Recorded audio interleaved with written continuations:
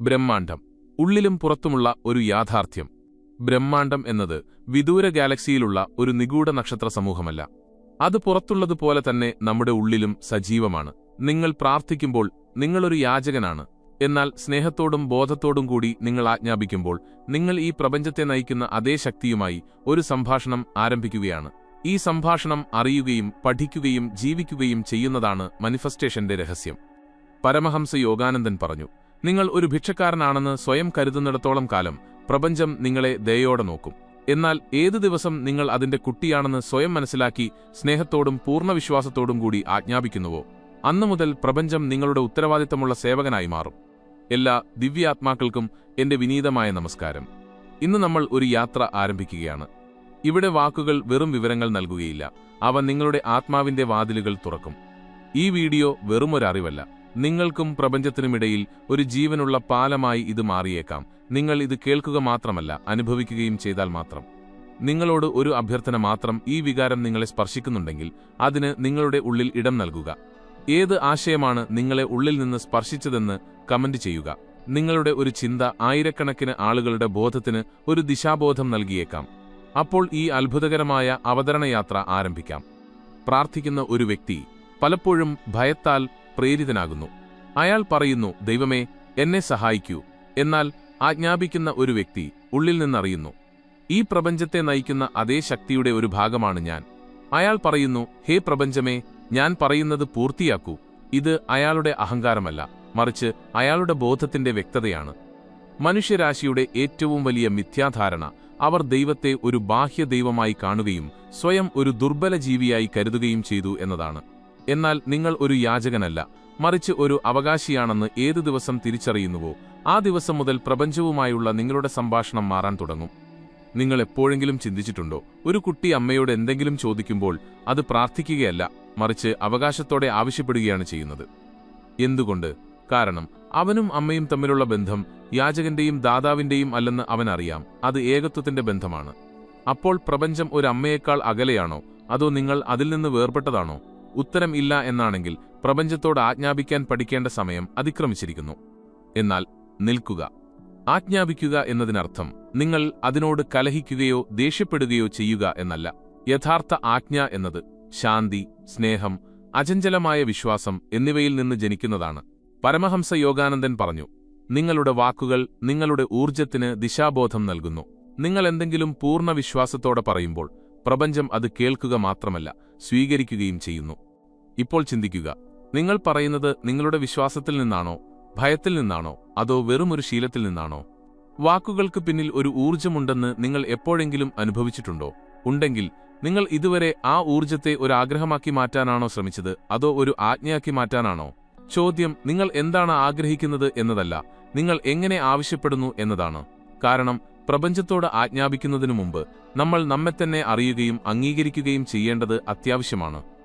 ഒരു വ്യക്തിക്ക് പ്രപഞ്ചത്തോട് ആജ്ഞാപിക്കാനുള്ള അവകാശം തന്നിൽ തന്നെയാണെന്ന് ഏത് നിമിഷം മനസ്സിലാക്കുന്നുവോ അതേ നിമിഷം അയാൾ വളരെ സൂക്ഷ്മവും എന്നാൽ വിശാലവുമായ ഒരു വാതിലിനു മുന്നിൽ നിൽക്കുന്നു. ആ വാതിൽ ആത്മസ്വാഭികാരമാണ്.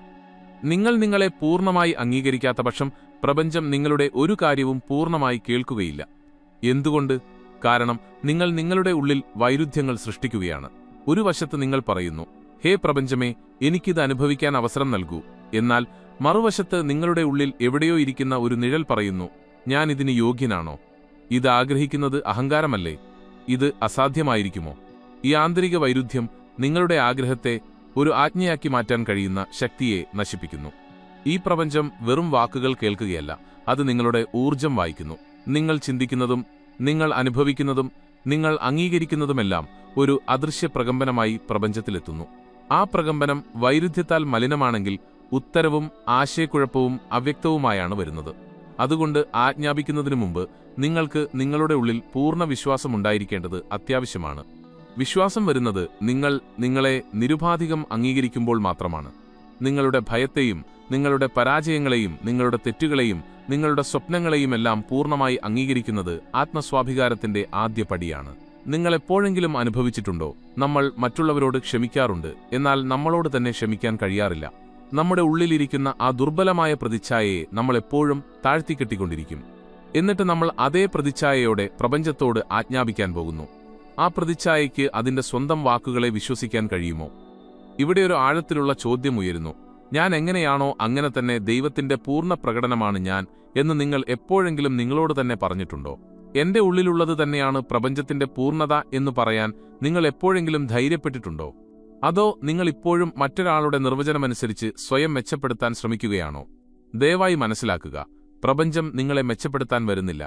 അത് നിങ്ങളുടെ ബോധത്തിനനുസരിച്ച് ഫലം നൽകുന്നു. നിങ്ങൾ നിങ്ങളുടെ ബോധത്തിൽ സ്വയം അപൂർണമായി കാണുന്നുവെങ്കിൽ പ്രപഞ്ചവും അപൂർണമായ സാഹചര്യങ്ങൾ നൽകും, കാരണം അത് നിങ്ങളുടെ ആജ്ഞയെ അതേ ഊർജ്ജത്തിൽ സ്വീകരിച്ചിരിക്കുന്നു. അതുകൊണ്ട് പ്രപഞ്ചം നിങ്ങളുടെ സേവകനാകണമെന്ന് നിങ്ങൾ ആഗ്രഹിക്കുന്നുവെങ്കിൽ ആദ്യം നിങ്ങളെ ഒരു രാജാവിനെപ്പോലെ കാണാൻ പഠിക്കുക. എന്നാൽ അത് ശാന്തനും ഗൗരവമുള്ളവനും സ്നേഹത്തിൽ ഉറച്ചവനുമായ ഒരു രാജാവായിരിക്കണം. ഇപ്പോൾ ചോദ്യം ഇതാണ്: ഇന്നു മുതൽ നിങ്ങളെ പൂർണ്ണമായും അംഗീകരിക്കാൻ നിങ്ങൾ തീരുമാനിക്കുമോ? നിങ്ങളുടെ നല്ല വശങ്ങളെ മാത്രമല്ല, ഭയപ്പെട്ടിരിക്കുന്ന, അരക്ഷിതമായിരിക്കുന്ന, ഇതുവരെ ഒളിപ്പിച്ചുവെച്ചിരിക്കുന്ന ആ ഭാഗത്തെയും. കാരണം ആ ഭാഗമാണ് നിങ്ങളുടെ ഊർജ്ജത്തെ തകർക്കുന്നത്. അത് ഒന്നിക്കുന്നതുവരെ നിങ്ങളുടെ ആജ്ഞ പൂർണ്ണമാകുകയില്ല. ആത്മസ്വാഭികാരം ആത്മശക്തിയുടെ വാതിൽ തുറക്കുന്നു. ഈ വാതിൽ തുറക്കുമ്പോൾ നിങ്ങളുടെ ബോധത്തിലുണ്ടാകുന്ന പ്രകമ്പനം പ്രപഞ്ചത്തിന്റെ ആഴത്തിലുള്ള തലങ്ങളിലേക്ക് പ്രവേശിക്കുന്നു. ആത്മസ്വാഭികാരത്തിന്റെ മണ്ണിൽ ആദ്യ കാൽവെപ്പ് വയ്ക്കുമ്പോൾ ഉള്ളിൽ എന്തോ സാവധാനം അലിയാൻ തുടങ്ങുന്നു. വർഷങ്ങളായി ശേഖരിച്ച കഠിനമായ ചിന്തകൾ സാവധാനം ഉരുകുന്നു, നിലകൊള്ളുന്നു. ഒരു പുതിയ ഊർജം ജനിക്കുന്നു, സ്ഥിരതയുടെ ഊർജം. ഈ സ്ഥിരത ഒരു നിഷ്ക്രിയത്വമല്ല, മറിച്ച് ആത്മാവിന്റെ നിശബ്ദതയാണ്. ചിന്തകളുടെ ബഹളം കുറയുമ്പോൾ മാത്രമേ പ്രപഞ്ചത്തിന്റെ ഉത്തരങ്ങളുടെ സാവധാനത്തിലുള്ള എന്നാൽ മുഴങ്ങുന്ന ശബ്ദം കേൾക്കാൻ കഴിയൂ. നിങ്ങളുടെ ജീവിതത്തിൽ എത്ര തവണ നിങ്ങളൊരു ആഗ്രഹമോ ഉത്കണ്ഠയോ പദ്ധതിയോ ഇല്ലാത്ത വെറും മൗനമുള്ള ഒരു നിമിഷത്തിൽ ഇരുന്നിട്ടുണ്ട്? ഈ മൗനമായ സാന്നിധ്യമാണ് പ്രപഞ്ചത്തിന്റെ ആജ്ഞകൾ രേഖപ്പെടുത്തുന്ന അടിസ്ഥാനം. ഇവിടെയാണ് സങ്കല്പങ്ങൾ വെറും വാക്കുകളല്ലാതായി മാറുന്നത്, അവ പ്രകമ്പനങ്ങളായി മാറുന്നു. ധ്യാനാവസ്ഥയിലിരിക്കുന്ന ഒരു വ്യക്തി പ്രപഞ്ചത്തോടൊരു കാര്യം പറയുമ്പോൾ അയാൾ വെറുതെ പറയുകയല്ല, മറിച്ചത് അനുഭവിക്കുകയാണ്. പ്രപഞ്ചം ആ അനുഭവത്തെയാണ് ഒരു ആജ്ഞയായി മനസ്സിലാക്കുന്നത്. നിങ്ങൾ എപ്പോഴെങ്കിലും ഒരു ആഗ്രഹത്തെ ഇത്രയും ആഴത്തിൽ അനുഭവിച്ചിട്ടുണ്ടോ? അത് നിങ്ങളുടെ ശ്വാസത്തിൽ അലിഞ്ഞു ചേർന്ന് നിങ്ങളുടെ രക്തത്തിലൊഴുകി നിങ്ങളുടെ സാന്നിധ്യമായി മാറിയെന്ന്. ഇതാണ് പ്രപഞ്ചം തലകുനിക്കുന്ന നിമിഷം. കാരണം പ്രപഞ്ചം വൈകാരികമായി പൂർണ്ണതയിൽ ജീവിച്ച ആഗ്രഹത്തെ മാത്രമേ കേൾക്കൂ. നിങ്ങൾ കണ്ടതും അനുഭവിച്ചതും, അതിനുവേണ്ടി ഉള്ളിൽ കണ്ണീർ പോലും ഒഴുക്കിയതും. ഇപ്പോൾ നിങ്ങൾ ചിന്തിച്ചേക്കാം, ഓരോ ആഗ്രഹവും നേടുന്നതിന് ഞാൻ ദുഃഖിക്കേണ്ടി വരുമോ? ഇല്ല, ദുഃഖമല്ല, ആധികാരികതയുണ്ടായിരിക്കണം. നിങ്ങളുടെ ഉള്ളിലുള്ള വികാരമാണ് പ്രപഞ്ചത്തിന്റെ ഭാഷ. നിങ്ങൾ മനസ്സുകൊണ്ട് മാത്രമാണ് സംസാരിക്കുന്നതെങ്കിൽ അത് ഒരു യുക്തിയായി മാറുന്നു. എന്നാൽ നിങ്ങൾ ഹൃദയം കൊണ്ട് സംസാരിക്കുകയാണെങ്കിൽ അത് ഒരു ദിവ്യ ആജ്ഞയായി മാറുന്നു. ഓരോ തവണയും നിങ്ങൾ ഒരു സങ്കല്പത്തെ മൗനത്തിൽ അനുഭവിക്കുമ്പോൾ അതുള്ളിൽ സ്ഥിരത കൊണ്ടുവരുന്നു. ഈ സ്ഥിരത ഒരു കാന്തമായി മാറുന്നു. അത് സാഹചര്യങ്ങളെയും ആളുകളെയും സംഭവങ്ങളെയും അവസരങ്ങളെയും നിങ്ങളുടെ അടുത്തേക്ക് ആകർഷിക്കുന്നു. ഇവിടെ ഒരു ചോദ്യം ഉയരുന്നു: നിങ്ങളുടെ ആ ആഗ്രഹത്തെ മൗനത്തിൽ ജീവിക്കാൻ നിങ്ങൾക്ക് കഴിയുമോ? അത് ഇതിനകം സംഭവിച്ചതുപോലെ നിങ്ങൾക്കത് അനുഭവിക്കാൻ കഴിയുമോ? ഏതെങ്കിലും ബാഹ്യ തെളിവുകളില്ലാതെ ആ അനുഭവം നിങ്ങളുടെ ഉള്ളിൽ സൃഷ്ടിക്കാൻ നിങ്ങൾക്ക് കഴിയുമോ? ഉത്തരം അതെ എന്നാണെങ്കിൽ നിങ്ങൾ പ്രപഞ്ചത്തോട് വെറുമൊരു ശബ്ദം നൽകുകയല്ല, മറിച്ച് അതിനെ സ്പർശിച്ചിരിക്കുന്നുവെന്ന് മനസ്സിലാക്കുക. അതുകൊണ്ട് ഓരോ ദിവസവും കുറച്ച് നിമിഷങ്ങൾ മൗനം പരിശീലിക്കേണ്ടത് അത്യാവശ്യമാണ്. അവിടെ വാക്കുകളല്ല, വെറും അനുഭൂതി മാത്രമാണുള്ളത്. അവിടെ ആഗ്രഹമല്ല, മറിച്ച് അതിന്റെ പൂർണ്ണതയുടെ വികാരമാണ് ഉള്ളത്. അനുഭൂതിയുടെ ഈ മൗനം നിങ്ങളുടെ ബോധത്തിൽ സ്ഥിരമാകുമ്പോൾ അടുത്ത ചോദ്യം സ്വയം വെളിപ്പെടും. അത് നിങ്ങളെ തേടിവരുന്നതിനായി നിങ്ങൾക്ക് അതിനെ വിട്ടുകൊടുക്കാൻ കഴിയുമോ? ഒരു വ്യക്തി ഒരു അനുഭൂതിയെ ഉള്ളിൽ പൂർണ്ണമായി ജീവിക്കുമ്പോൾ, ഓരോ ശ്വാസത്തിലും അതിന്റെ സങ്കല്പത്തിന്റെ ഊർജം അലിഞ്ഞുചേരാൻ അനുവദിക്കുമ്പോൾ ഒരു അദൃശ്യമായ മാറ്റം ആരംഭിക്കുന്നു. കാണാൻ കഴിയാത്തതും എന്നാൽ സാവധാനം മുഴുവൻ അസ്തിത്വത്തെയും സ്പർശിക്കുന്നതുമായ ഒരു മാറ്റം. പ്രപഞ്ചം ഒരു യന്ത്രമല്ല, അതിൽ ആജ്ഞകൾ നൽകിയാൽ ഉടൻ ഫലം പുറത്തുവരില്ല. പ്രപഞ്ചം നിങ്ങളുടെ ആത്മാവിന്റെ ആഴങ്ങളിൽ ഉയരുന്ന തരംഗങ്ങളെ കേൾക്കുന്ന ഒരു ജീവനുള്ള ബോധമാണ്. അത് മനസ്സിലാക്കാൻ നിങ്ങൾ ആദ്യം നിങ്ങളെത്തന്നെ ശ്രദ്ധിക്കണം. എത്ര തവണ നിങ്ങൾ എന്തെങ്കിലും ആഗ്രഹിക്കുന്നു, എന്നാൽ അതിന് വിപരീതമായി നിങ്ങളുടെ ഉള്ളിൽ പ്രകമ്പനമുണ്ടാക്കിക്കൊണ്ടിരിക്കുന്നു? നിങ്ങൾ സമൃദ്ധി ആഗ്രഹിക്കുന്നു, എന്നാൽ ഉള്ളിൽ ഇല്ലായ്മയുടെ നിഴലുണ്ട്. നിങ്ങൾ സ്നേഹത്തെ ക്ഷണിക്കുന്നു, എന്നാൽ ഹൃദയം സംശയത്താലും പഴയ മുറിവുകളാലും നിറഞ്ഞിരിക്കുന്നു. അത്തരം സാഹചര്യങ്ങളിൽ ആഗ്രഹം വെറും വാക്കുകളായി മാറുന്നു, അനുഭൂതിയായി മാറുന്നില്ല. പ്രപഞ്ചം അനുഭൂതിക്ക് മാത്രമേ ഉത്തരം നൽകൂ. അത് കേൾക്കുകയല്ല, മറിച്ച് അനുഭവിക്കുകയാണ്. ഇവിടെ ഒരു സൂക്ഷ്മമായ ചോദ്യം ഉയരുന്നു: നിങ്ങൾ ഏത് പ്രകമ്പനത്തിലാണ് ജീവിക്കുന്നത്? ആ പ്രകമ്പനം നിങ്ങൾ നിങ്ങളുടെ ജീവിതത്തിലേക്ക് ക്ഷണിക്കുന്ന കാര്യവുമായി പൊരുത്തപ്പെടുന്നുണ്ടോ? അതോ നിങ്ങൾ ദിവസം മുഴുവൻ ജീവിക്കുന്ന ചിന്തയും ഭയവും അരക്ഷിതാവസ്ഥയും അറിഞ്ഞോ അറിയാതെയോ നിങ്ങളുടെ ജീവിതത്തെ രൂപപ്പെടുത്തുകയാണോ? ഇവിടെ നിന്നാണ് സാധന ആരംഭിക്കുന്നത്. അവിടെ നിങ്ങൾ ആഗ്രഹങ്ങൾ വെറുതെ ആഗ്രഹിക്കുക മാത്രമല്ല, നിങ്ങളുടെ ഉള്ളിലെ പ്രകമ്പനം മാറ്റുകയും ചെയ്യുന്നു. ഈ മാറ്റം ഒരു മന്ത്രത്തിലൂടെയോ ഒരു വിധിയിലൂടെയോ വരുന്നില്ല. ഇത് പൂർണ്ണ സ്വീകാര്യതയിൽ നിന്നാണ് വരുന്നത്. നിങ്ങൾ നിങ്ങളുടെ ദുഃഖങ്ങൾ ഒളിച്ചുവെക്കുന്നത് നിർത്തുമ്പോൾ, നിങ്ങളുടെ ഭയത്തിൽ നിന്ന് ഓടുന്നത് നിർത്തുമ്പോൾ, നിങ്ങളുടെ തകർന്ന അവസ്ഥയെ അംഗീകരിക്കുമ്പോൾ ആദ്യമായി ഉള്ളിൽ ശാന്തി ജനിക്കുന്നു. കാരണം സ്വയം ഓടുന്ന ഒരു വ്യക്തിക്ക് പ്രപഞ്ചവുമായി സംവദിക്കാൻ കഴിയില്ല. പ്രപഞ്ചം അവരുടെ സത്യത്തിൽ നിൽക്കുന്ന ആളുകളെ കേൾക്കുന്നു. ആ സത്യം എത്ര അസൗകര്യമുള്ളതാണെങ്കിലും നിങ്ങളെ തന്നെ അംഗീകരിക്കാൻ നിങ്ങൾ തയ്യാറാണോ? നിങ്ങളുടെ ഭയം, നിങ്ങളുടെ ദൗർബല്യം, നിങ്ങളുടെ മിഥ്യാബോധം എന്നിവയെ കണ്ണിൽ നോക്കിക്കാണാൻ നിങ്ങൾക്ക് കഴിയുമോ? നിഷേധിക്കാതെ, ഓടിപ്പോകാതെ. അതെ എന്നാണെങ്കിൽ സത്യത്തിന്റെ അനുഭൂതി ആരംഭിക്കുന്ന വാതിൽക്കലാണ് നിങ്ങൾ നിൽക്കുന്നത്. ഈ അനുഭൂതി നിങ്ങളുടെ പ്രകമ്പനത്തെ ശുദ്ധീകരിക്കുന്നു. പ്രകമ്പനം ശുദ്ധമാകുമ്പോൾ നിങ്ങളുടെ സാന്നിധ്യം തന്നെ ഒരു പ്രാർത്ഥനയായി മാറുന്നു. അപ്പോൾ ഒന്നും പറയാതെ പോലും പ്രപഞ്ചം നിങ്ങൾക്ക് ഉത്തരം നൽകാൻ തുടങ്ങുന്നു. ശ്രദ്ധിക്കുക, ഇവിടെയും നിങ്ങൾ ആജ്ഞാപിക്കുകയല്ല, മറിച്ച് നിങ്ങളുടെ സാന്നിധ്യം തന്നെ ഒരു ആജ്ഞയായി മാറിയിരിക്കുന്നു. ചിന്തകൾക്കപ്പുറം, വാക്കുകൾക്കപ്പുറം പ്രപഞ്ചത്തോട് ഒന്നും ആവശ്യപ്പെടാതെ അതിനെ തന്റെ അടുത്തേക്ക് ആകർഷിക്കുന്ന ഒരു മൗന സാന്നിധ്യം. നിങ്ങളുടെ സാന്നിധ്യം തന്നെ ഒരു പ്രാർത്ഥനയായി മാറുമ്പോൾ അടുത്ത സാധന ഇതായിരിക്കും. അതിനെ കെട്ടിയിടാതെ പൂർണ്ണ സ്വാതന്ത്ര്യത്തോടെ നിങ്ങൾക്കതിനെ സ്വീകരിക്കാൻ കഴിയുമോ? നിങ്ങളുടെ സാന്നിധ്യം തന്നെ ഒരു പ്രാർത്ഥനയായി മാറിയ അവസ്ഥയിൽ നിങ്ങളെത്തുമ്പോൾ പ്രപഞ്ചം നിങ്ങളുടെ അടുത്തേക്ക് ഒഴുകാൻ തുടങ്ങുന്നു. ശബ്ദമില്ലാതെ, പരിശ്രമമില്ലാതെ, ആവശ്യപ്പെടാതെ. എന്നാൽ ഇവിടെ നിന്നാണ് മറ്റൊരാഴത്തിലുള്ള പരീക്ഷണം ആരംഭിക്കുന്നത്. അത് സാധാരണ മനസ്സിന് അദൃശ്യമാണ്. കാരണം ജീവിതം നമുക്ക് കാത്തിരുന്ന കാര്യങ്ങൾ തരാൻ തുടങ്ങുമ്പോൾ അത് വരുന്ന രൂപത്തിൽ തന്നെ നമുക്കതിനെ സ്വീകരിക്കാൻ കഴിയുമോ? അതോ നമ്മൾ അതിനെ നമ്മുടെ മുൻകൂട്ടി നിശ്ചയിച്ച രൂപങ്ങളിൽ കെട്ടിയിടാൻ തുടങ്ങുമോ? പ്രപഞ്ചം നിങ്ങൾ വാക്കുകൾ കൊണ്ട് ആവശ്യപ്പെടുന്നത് നൽകില്ല. അത് നിങ്ങളുടെ കർമ്മങ്ങൾ, ബോധം, പ്രകമ്പനം എന്നിവയുടെ ഒരു കൂട്ടത്തിൽ നിന്ന് പുറത്തുവരുന്ന നിങ്ങളുടെ തയ്യാറെടുപ്പിന് അനുയോജ്യമായത് നൽകും. അത് വരുമ്പോൾ അത് പലപ്പോഴും നിങ്ങൾ സങ്കല്പത്തിൽ പോറ്റി വളർത്തിയതുപോലെയായിരിക്കില്ല. നിങ്ങൾ സ്നേഹം ആവശ്യപ്പെടുന്നു. പ്രപഞ്ചം നിങ്ങൾക്കൊരു വ്യക്തിയെ നൽകുന്നു. അയാൾ നിങ്ങളുടെ ഉള്ളിലെ മുറിവുകളെ പുറത്തുകൊണ്ടുവന്ന് അവയ്ക്ക് സുഖം പ്രാപിക്കാൻ അവസരം നൽകുന്നു. നിങ്ങൾ സമൃദ്ധി ആവശ്യപ്പെടുന്നു. പ്രപഞ്ചം നിങ്ങളെ ഒരു സാഹചര്യത്തിൽ നിർത്തുന്നു. അവിടെ നിങ്ങളുടെ പരിമിതികളെ മറികടക്കാൻ നിങ്ങൾ പഠിക്കുന്നു. അപ്പോൾ ചോദ്യമുയരുന്നു, പ്രപഞ്ചം നിങ്ങളുടെ ജീവിതത്തിൽ ഇറങ്ങിവരുന്ന ആ രൂപത്തെ നിങ്ങൾക്ക് തിരിച്ചറിയാൻ കഴിയുമോ? കാരണം നിങ്ങൾ നിങ്ങളുടെ മനസ്സിന്റെ ചിത്രത്തിൽ മാത്രം ഒട്ടിപ്പിടിച്ചിരിക്കുകയാണെങ്കിൽ പ്രപഞ്ചം നിങ്ങൾക്കു വേണ്ടി പൂർണ്ണമായി അയച്ചതിനെ നിങ്ങൾ നിഷേധിക്കും. ഇവിടെ നിന്ന് യാത്ര മാറുന്നു.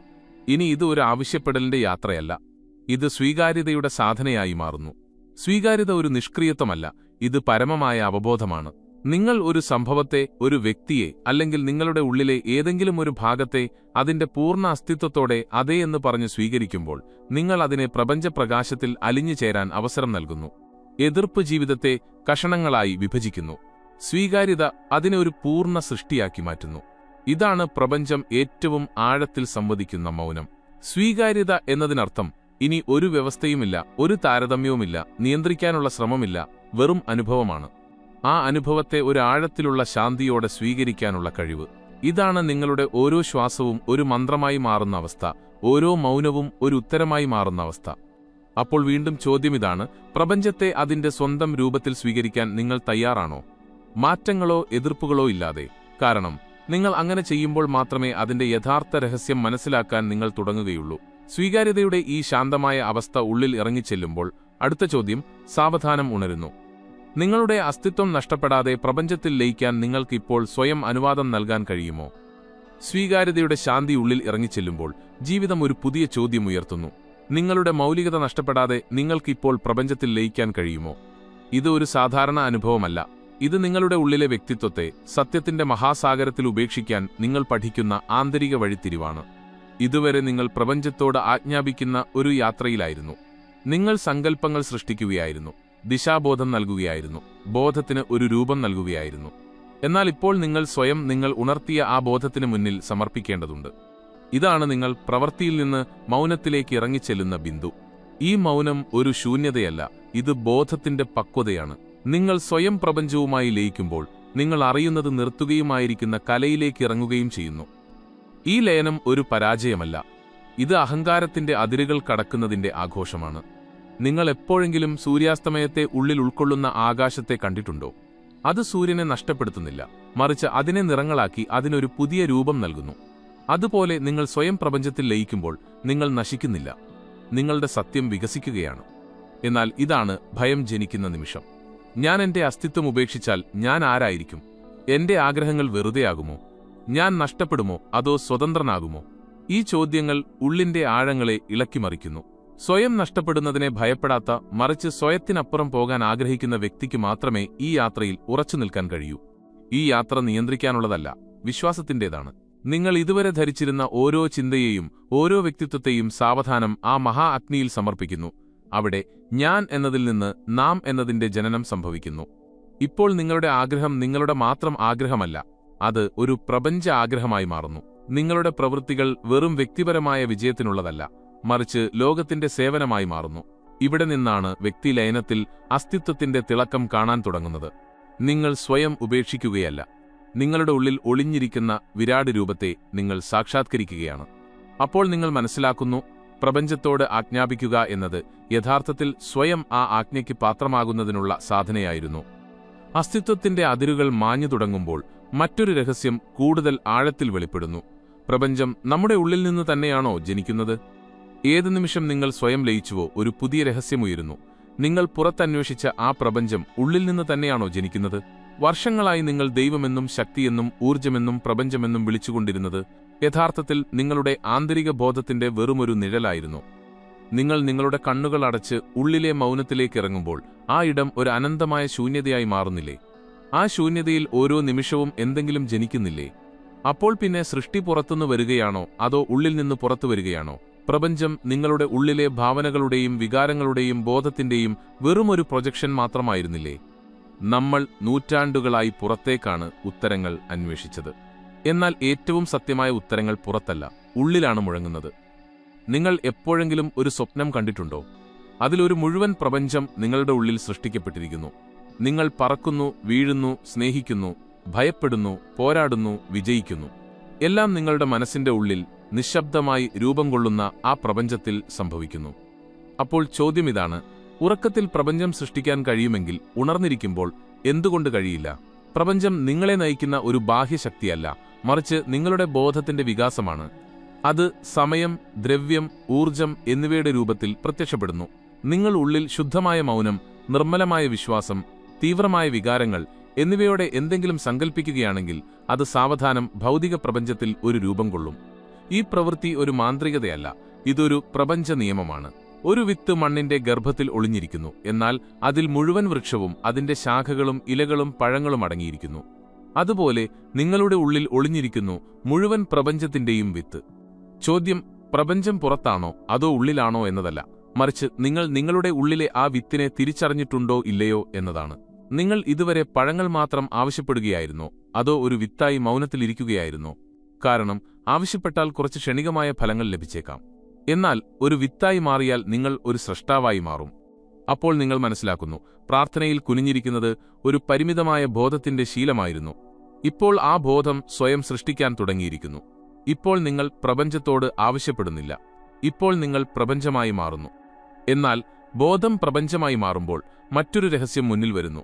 ഓരോ ആഗ്രഹവും ശരിക്കും പൂർത്തിയാകേണ്ടതുണ്ടോ? ബോധം പ്രപഞ്ചത്തിന്റെ തലത്തിലേക്ക് വികസിക്കുമ്പോൾ അതിനു മുന്നിൽ ഈ രഹസ്യം തുറക്കുന്നു. ഓരോ ആഗ്രഹവും ഒരു സൂചന മാത്രമാണ്, ഓരോ സൂചനയും പൂർണ്ണതയിലേക്കുള്ള മാർഗമല്ല. ഓരോ ആഗ്രഹവും ശരിക്കും പൂർത്തിയാകേണ്ടതുണ്ടോ അതോ ചില ആഗ്രഹങ്ങൾ അപൂർണമായി തുടരുന്നത് മനുഷ്യനെ അതിന്റെ ആഴങ്ങളുമായി ബന്ധിപ്പിക്കുന്നുണ്ടോ? നമ്മൾ പലപ്പോഴും വിശ്വസിക്കുന്നത് നമ്മൾ ആഗ്രഹിക്കുന്നത് നമുക്ക് ശരിയാണ് എന്നാണ്. എന്നാൽ ഇത് സത്യമാണോ? ഇപ്പോൾ അപൂർണമായി തുടർന്ന ആ ആഗ്രഹം നിങ്ങളുടെ ആത്മാവിനെ സംരക്ഷിക്കുകയായിരുന്നോ എന്ന് നിങ്ങൾ എപ്പോഴെങ്കിലും ചിന്തിച്ചിട്ടുണ്ടോ? ചിലപ്പോൾ ഒരു വാതിൽ തുറക്കാതിരിക്കുമ്പോൾ നമ്മൾ ദുഃഖിക്കുന്നു. എന്നാൽ അതേ അടഞ്ഞ വാതിൽ പലപ്പോഴും നമ്മളെ ഉള്ളിലേക്ക് ഇറങ്ങാൻ നിർബന്ധിക്കുന്നു. ഓരോ ആഗ്രഹവും ഒരു ബട്ടൺ അമർത്തുന്നത് പോലെ പൂർത്തിയായാൽ നമുക്കുള്ളിലെ ശാന്തി, ക്ഷമ, സമർപ്പണം എന്നിവ അറിയാൻ കഴിയുമോ? ചിലപ്പോൾ അപൂർണമായ ആഗ്രഹങ്ങൾ നമ്മുടെ ഉള്ളിലെ ദാഹം നിലനിർത്തുന്നു. അതേ ദാഹം നമ്മളെ ആ ഉറവിടത്തിലേക്ക് കൊണ്ടുപോകുന്നു. അവിടെ ആഗ്രഹം തന്നെ ഒരു നദിയായി ഒഴുകിപ്പോകുന്നു. ചോദ്യം നിങ്ങൾ എന്താണ് ആഗ്രഹിക്കുന്നത് എന്നതല്ല. ചോദ്യം നിങ്ങൾ ആഗ്രഹിക്കുന്നത് യഥാർത്ഥത്തിൽ നിങ്ങളുടെ ആയിരിക്കലിന്റെ ആവശ്യമാണോ അതോ മനസ്സിന്റെ ഒരു ശീലം മാത്രമാണോ? നമ്മളിൽ പലരും ജീവിതകാലം മുഴുവൻ മറ്റുള്ളവർ കണ്ട ആഗ്രഹങ്ങൾക്ക് പിന്നാലെ ഓടുന്നു. നമ്മൾ അത് നമ്മുടേതാണെന്ന് കരുതി. ആ ആഗ്രഹം യഥാർത്ഥത്തിൽ നിങ്ങളുടെ ആത്മാവിന്റെ വിളിയായിരുന്നോ അതോ സമൂഹത്തിന്റെ ഉച്ചത്തിലുള്ള വാക്കുകളുടെ പ്രതിധ്വനിയായിരുന്നോ? അതുകൊണ്ട് ഒരു ആഗ്രഹം ഒരു സാക്ഷിഭാവത്തോടെ ഉള്ളിലേക്ക് വരുമ്പോൾ നിങ്ങൾ ഇതും കാണണം. ഈ ആഗ്രഹം എന്നെ കൂടുതൽ സ്നേഹമുള്ളവനാക്കുന്നുണ്ടോ, അതോ കൂടുതൽ അക്ഷമനും അസ്വസ്ഥനുമാക്കുന്നുണ്ടോ? ആഗ്രഹം നിങ്ങളെ നിങ്ങളുടെ കേന്ദ്രത്തിൽ നിന്ന് അകറ്റുകയാണെങ്കിൽ, ലോകത്തിന്റെ കണ്ണിൽ അത് ആകർഷകമാണെങ്കിൽ പോലും അത് നിങ്ങൾക്കൊരു വിഷമായി മാറിയേക്കാം. എന്നാൽ ഒരു ആഗ്രഹം നിങ്ങളെ കൂടുതൽ ശാന്തനും സ്ഥിരനും ഉള്ളിൽ നിന്ന് ആഴമുള്ളവനുമാക്കുന്നുവെങ്കിൽ അതൊരു ആഗ്രഹമല്ല, അതൊരു ബ്രഹ്മസൂത്രമാണ്. ഏതാഗ്രഹത്തെ പോഷിപ്പിക്കണം, ഏതിനെ വിനയത്തോടെ ഉപേക്ഷിക്കണമെന്ന് മനുഷ്യൻ സ്വയം തീരുമാനിക്കേണ്ടതുണ്ട്. ഉപേക്ഷിക്കുക എന്നതിനർത്ഥം നിങ്ങൾ ദുർബലനാണെന്നല്ല, മറിച്ച് ഓരോ നേട്ടവും ആവശ്യമില്ലെന്നറിയുന്ന ആ ശക്തിയുടെ സൂചനയാണത്. യഥാർത്ഥ ശക്തി അപ്പോഴാണ് കാണിക്കുന്നത് നിങ്ങൾക്ക് നേടാനുള്ള ശക്തിയുണ്ടായിട്ടും എന്താണ് നേടേണ്ടത് എന്ന് നിങ്ങൾ കൃത്യമായി തീരുമാനിക്കുമ്പോൾ, അത് നിങ്ങളുടെ ഉള്ളിലെ സന്തുലിതാവസ്ഥയ്ക്ക് അനുയോജ്യമാണോ എന്ന് നിങ്ങൾ ചിന്തിക്കുമ്പോൾ. ഇത് ശ്രദ്ധിക്കേണ്ട ഒരു കാര്യമാണ്. പല ആഗ്രഹങ്ങളും നിങ്ങളുടെ ആത്മാവിനെയല്ല, നിങ്ങളുടെ അഹങ്കാരത്തെ മാത്രമാണ് തൃപ്തിപ്പെടുത്തുന്നത്. അഹങ്കാരം തൃപ്തിപ്പെടുമ്പോൾ അത് ശാന്തി നൽകുന്നില്ല, അത് അടുത്ത ആഗ്രഹത്തിന് ജന്മം നൽകുന്നു. അതുകൊണ്ട് ഓരോ ആഗ്രഹവും പൂർത്തിയാക്കുന്നതിനു മുമ്പ് അതിന്റെ വേരുകളിലേക്ക് പോകുന്നത് ബുദ്ധിയാണ്. അത് എവിടെ നിന്ന് വന്നു? അത് ഒരു മുറിവാണോ? അത് ഒരു ആഗ്രഹത്തിന്റെ രൂപത്തിൽ പ്രത്യക്ഷപ്പെട്ടതാണോ? അതോ ഒരു ആഗ്രഹത്തിന് പിന്നിൽ ഒളിഞ്ഞിരിക്കുന്ന കാണാത്ത വേദനയാണോ? ചിലപ്പോൾ ഒരു ആഗ്രഹം പൂർത്തിയാകാത്തതാണ് ഏറ്റവും വലിയ അനുഗ്രഹം. കാരണം അത് നിങ്ങളെ തടയാതെ നിങ്ങളുടെ ഉള്ളിൽ ഒരു പുതിയ കാഴ്ചപ്പാടിന് ജന്മം നൽകുന്നു. നിങ്ങൾ ആഗ്രഹങ്ങളെ കാണാൻ പഠിക്കുമ്പോൾ മറ്റൊരു രഹസ്യം വെളിപ്പെടുന്നു. സമയവും വെറുമൊരു മിഥ്യാബോധമാണോ? അതിൽ നമ്മൾ നമ്മുടെ അനുഭവങ്ങളെ കുഴപ്പത്തിലാക്കുന്നുണ്ടോ? നിങ്ങളുടെ ഒരു ആഗ്രഹത്തെ ആഴത്തിൽ കാണാൻ തുടങ്ങുമ്പോൾ തന്നെ നിങ്ങൾ ഒരു കാര്യം അനുഭവിക്കുന്നു. ആഗ്രഹങ്ങൾ ഭാവിയിൽ മാത്രമാണ് ബന്ധപ്പെട്ടിരിക്കുന്നത്. ഭാവിയുടെ അടിസ്ഥാനം എന്താണ്? സമയം. എന്നാൽ ഈ സമയം യഥാർത്ഥത്തിൽ നിലനിൽക്കുന്നുണ്ടോ? അതോ മനസ്സിന്റെ ഒരു തന്ത്രം മാത്രമാണോ അത് ഭൂതകാലത്തെ പിടിക്കാനും ഭാവിയെ സങ്കൽപ്പിക്കാനും? നിങ്ങൾ എപ്പോഴെങ്കിലും നിങ്ങളുടെ ഉള്ളിലെ ഒരു നിമിഷത്തെ പൂർണ്ണമായി കണ്ടിട്ടുണ്ടോ? നിങ്ങൾ ധ്യാനത്തിലായിരിക്കുമ്പോൾ അല്ലെങ്കിൽ വളരെ തീവ്രമായ ഒരു അനുഭവം ഉള്ളിൽ നടക്കുമ്പോൾ സമയമുണ്ടോ? ആ ആഴത്തിലുള്ള നിമിഷത്തിൽ നിങ്ങൾക്കെപ്പോഴെങ്കിലും ക്ലോക്കിന്റെ സൂചി നീങ്ങുന്നത് കേൾക്കാൻ കഴിയുമോ? അതോ ആ നിമിഷം അത്രയും വിശാലമാണോ അതിൽ ഭൂതകാലവും ഭാവിയും ലയിച്ചു പോകുന്നു? ഈ സമയം ഒരു ബാഹ്യവസ്തുവാണോ അതോ മനസ്സിന്റെ ഒരു ബന്ധനം മാത്രമാണോ? മനസ്സ് ഭൂതകാല സ്മരണകളിൽ കുഴപ്പത്തിലായിരിക്കുന്നു. ആ സ്മരണകളുടെ അടിസ്ഥാനത്തിൽ ഭാവിയുടെ ഭയങ്ങളും ആഗ്രഹങ്ങളും സൃഷ്ടിക്കുന്നു. എന്നാൽ ആത്മാവിന്റെ മണ്ഡലം ഈ രണ്ടിൽ നിന്നും അപ്പുറമാണ്. അത് ഭൂതകാലത്തെയും ഭാവിയെയും അറിയുന്നില്ല. അത് ഇപ്പോൾ മാത്രം സ്പന്ദിക്കുന്നു. സമയത്തെക്കുറിച്ചുള്ള ഒരു സൂക്ഷ്മമായ വഞ്ചന ഇതാണ്. അത് നാളെ എന്തെങ്കിലും മാറും എന്ന് നമ്മളെ വിശ്വസിപ്പിക്കുന്നു. എന്നാൽ നാളെ വരുമ്പോൾ അത് വീണ്ടും ഇന്നായി മാറുന്നു. നിങ്ങൾ ഒരിക്കലും ഭാവിയിലായിരിക്കുന്നില്ല. നിങ്ങൾ എവിടെയാണോ അവിടെ ഇപ്പോഴാണ്. അപ്പോൾ എന്താണ് സമയം? സമയം ഒരു ഓർമ്മയാണ്, സമയം ഒരു ഭാവനയാണ്, സമയം ഒരു പദ്ധതിയാണ്. എന്നാൽ സമയം ജീവിതമല്ല. നിങ്ങൾ ജീവിതത്തെ സമയത്തിന്റെ രേഖയിൽ നിന്ന് മാറിക്കാണാൻ തുടങ്ങുമ്പോൾ നിങ്ങൾക്ക് ഇത് അനുഭവിക്കാൻ തുടങ്ങും. നിങ്ങൾ ഒരിക്കലും സമയത്തിലായിരുന്നില്ല. നിങ്ങൾ എപ്പോഴും ഒരു അചഞ്ചലമായ കേന്ദ്രത്തിലായിരുന്നു. അവിടെ ഒരു തുടക്കവും ഉണ്ടായിരുന്നില്ല, ഒരു അവസാനവും ഉണ്ടായിരുന്നില്ല. ഈ ലോകം അത് മാറിക്കൊണ്ടിരിക്കുന്നു. ഓരോ നിമിഷവും നശിക്കുകയും ഉണ്ടാകുകയും ചെയ്യുന്നു. അത് സമയത്തിന്റെ ഒരു നിഴൽ മാത്രമാണ്. എന്നാൽ ഉള്ളിലുള്ളത് അത് ശാന്തവും ആഴമുള്ളതും അചഞ്ചലവുമാണ്. അത് കാലത്തിനതീതമാണ്. അത് സമയം കണക്കാക്കുന്നില്ല. അത് വെറും അനുഭവിക്കുന്നു. നിങ്ങൾ ഒരാളോട് അനുഭവിക്കുന്ന സ്നേഹം സമയത്തിൽ ബന്ധിതമാണെന്ന് നിങ്ങൾ കരുതുന്നുണ്ടോ? അത് കുറച്ച് മാസങ്ങളിലേക്കോ കുറച്ച് വർഷങ്ങളിലേക്കോ കുറച്ച് ജീവിതങ്ങളിലേക്കോ പരിമിതമാണോ? അതോ ആ സ്നേഹം സമയം ഒരു വ്യർത്ഥമായ സങ്കല്പമായി മാറുന്ന മറ്റൊരു തലത്തിൽ ഒഴുകുകയാണോ? നിങ്ങൾ സ്നേഹിക്കുമ്പോൾ ആ നിമിഷം കടന്നുപോകുമോ? അതോ ആ നിമിഷം നിങ്ങളുടെ ഉള്ളിൽ എവിടെയെങ്കിലും സ്ഥിരമായി ഉറച്ചുപോകുമോ? അതൊരിക്കലും വറ്റാത്ത ഒരു ആഴത്തിലുള്ള നദിയിലെ വെള്ളം പോലെ. ഇതാണ് സമയത്തിനതീതമായിരിക്കുന്നതിന്റെ ഒരു മിന്നലാട്ടം. സന്യാസിമാർ പറഞ്ഞു, ഇപ്പോഴുള്ളവൻ ശാശ്വതത്തിലായിരിക്കുന്നു. ഇപ്പോഴത്തെ നിമിഷം പിടിക്കാൻ ഒരു ക്ലോക്ക് ആവശ്യമില്ല, ഒരു ദിവസത്തിന്റെ തീയതിയോ ആവശ്യമില്ല. നിങ്ങളെ ഉള്ളിലേക്ക് ആകർഷിക്കുന്ന ഒരു അവബോധം മാത്രം മതി. സമയത്തിന്റെ മിഥ്യാബോധത്തിൽ നിന്ന് മുക്തനാകുക എന്നതിനർത്ഥം നിങ്ങളുടെ ക്ലോക്ക് വലിച്ചെറിയുക എന്നല്ല, മറിച്ച് സമയത്തിന് പിന്നാലെ ഓടുന്നത് നിർത്തുക എന്നതാണ്. നിങ്ങൾ ഓരോ നിമിഷത്തെയും പൂർണ്ണമായി ജീവിക്കാൻ തുടങ്ങുക.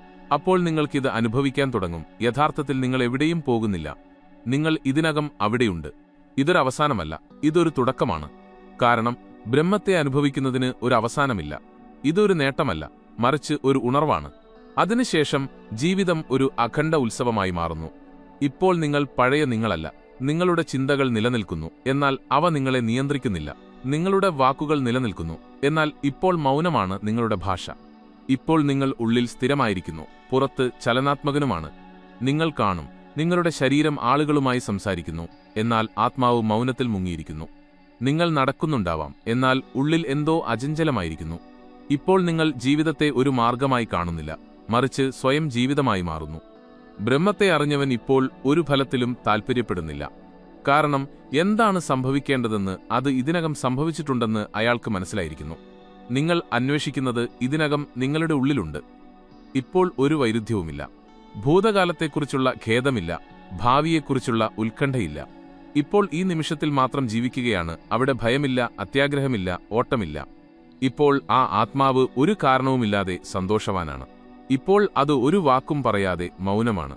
ഇപ്പോൾ അത് ഒരു കാരണവുമില്ലാതെ പുഞ്ചിരിക്കുന്നു. കാരണം ഞാനല്ല, മറിച്ച് എല്ലാം എന്നിലാണ് എന്നതിന് മനസ്സിലായിരിക്കുന്നു. ഇപ്പോൾ ആരെങ്കിലും നിങ്ങൾ ആരാണ് എന്ന് ചോദിച്ചാൽ ഉത്തരം വരുന്നില്ല, വെറും ഒരു ശാന്തി ഇറങ്ങി വരുന്നു. കാരണം അറിഞ്ഞവൻ ഇപ്പോൾ പേരിനപ്പുറമായിരിക്കുന്നു. ഇപ്പോൾ അയാൾക്ക് ഒരു പരിചയത്തിന്റെയും ആവശ്യമില്ല, ഒരു അംഗീകാരത്തിന്റെയും ആവശ്യമില്ല.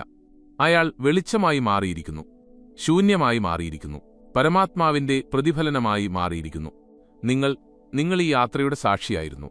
ഓരോ ഘട്ടത്തിലും ഓരോ ശ്വാസത്തിലും നിങ്ങൾ സാവധാനം നിങ്ങളുടെ അടുത്തേക്ക് വന്നുകൊണ്ടിരുന്നു.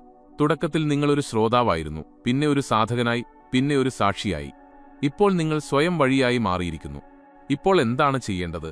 ഇപ്പോൾ ഈ വിളക്ക് കത്തിച്ചുകൊണ്ടിരിക്കണം. ഇപ്പോൾ ഈ മൗനത്തെ ആഴത്തിലാക്കണം. ഇപ്പോൾ ഈ ധ്യാനത്തെ ഓരോ ശ്വാസത്തിലും ഉൾക്കൊള്ളിക്കണം. കാരണം നിങ്ങൾ ഓരോ അവസ്ഥയിലും ശാന്തനായിരിക്കുമ്പോൾ, ഓരോ അസ്വസ്ഥതയിലും സമനായിരിക്കുമ്പോൾ അറിയുക, ഇപ്പോൾ ആത്മാവ് സ്ഥിരമായിരിക്കുന്നു.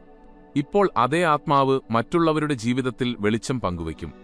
അവസാനം ഒന്നും അവശേഷിക്കാത്തപ്പോൾ എല്ലാം ലഭിക്കുന്നു. നിങ്ങൾ നിങ്ങളുടെ അസ്തിത്വത്തിൽ നിന്ന് ശൂന്യമാകുമ്പോൾ പരമാത്മാവ് നിറയുന്നു. നിങ്ങൾ ഞാൻ ഉപേക്ഷിക്കുമ്പോൾ എല്ലാം നിങ്ങളുടേതായി മാറുന്നു. ഇതാണ് ആ അവസാന വാതിൽ. ഇവിടെ വാക്കുകൾ അവസാനിക്കുന്നു. ഇവിടെ ചിന്തകൾ മൗനമാകുന്നു. ഇവിടെ ചോദ്യങ്ങൾ നശിക്കുന്നു. ഇവിടെ അനുഭവം മാത്രം അവശേഷിക്കുന്നു. അങ്ങനെ ഒരു അനുഭവം, അത് വാക്കുകളിൽ ബന്ധിപ്പിക്കാൻ കഴിയില്ല. ഒരു പുസ്തകത്തിൽ വായിക്കാൻ കഴിയില്ല. നിങ്ങളുടെ ഉള്ളിൽ ഇറങ്ങിച്ചെന്ന് മാത്രമേ അത് ജീവിക്കാൻ കഴിയൂ. അതുകൊണ്ട് ഇപ്പോൾ നിശബ്ദമായി കണ്ണുകൾ അടയ്ക്കുക. നിങ്ങളുടെ ആത്മാവ് വർഷങ്ങളായി നിങ്ങളോട് പറഞ്ഞുകൊണ്ടിരുന്നത് ചെയ്യുക. വീട്ടിലേക്ക് മടങ്ങുക. ഇതാണ് അവസാനത്തെ സമർപ്പണം. ഇതാണ് അവസാനത്തെ മൗനം. ഇതാണ് അവസാനത്തെ പ്രകാശം. ഇതാണ് അവസാനത്തെ വാണി. അഹം ബ്രഹ്മാസ്മി. പ്രിയ സാധക, ഞങ്ങളുടെ ലക്ഷ്യം നിങ്ങൾക്ക് വെറും വിവരങ്ങൾ നൽകുക എന്നതല്ല, മറിച്ച് പരമാത്മാവിന്റെ അനുഭവത്തിന്റെ പാതയിൽ നിങ്ങളെ ഉറപ്പിക്കുക എന്നതാണ്. ഞങ്ങൾ നിങ്ങളുടെ ഉള്ളിൽ ഒരു ചെറിയ ജ്വാലയെങ്കിലും കത്തിച്ചിട്ടുണ്ടെങ്കിൽ ഞങ്ങളുടെ സാധന വിജയിച്ചു. അവസാനമായി നിങ്ങളോടൊരു വിനീതമായ അഭ്യർത്ഥനയുണ്ട്.